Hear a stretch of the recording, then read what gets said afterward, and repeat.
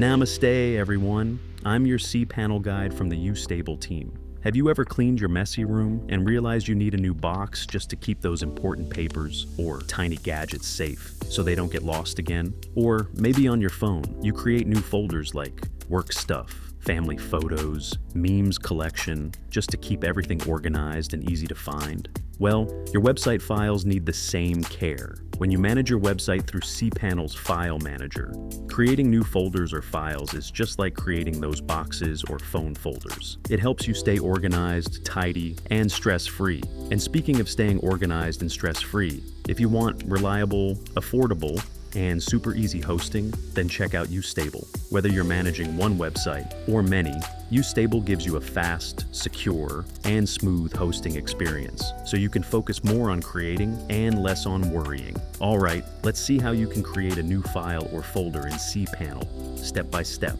Log into your cPanel account, and you will be on this page. Now go to the Files section and click File Manager. There is a list of directories where you can create your file. To create a file within the public_HTML directory, click public_HTML to open it in the adjoining window. You can see public_HTML directory is open now. Click the plus file option to create a new file. Give a name to the new file extension and click Create New File.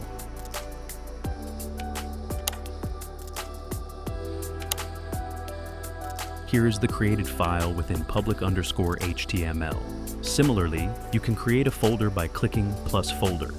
Keep in mind, while naming a file or a folder, you should not use quotes in the name of the file or folder. Thank you for watching.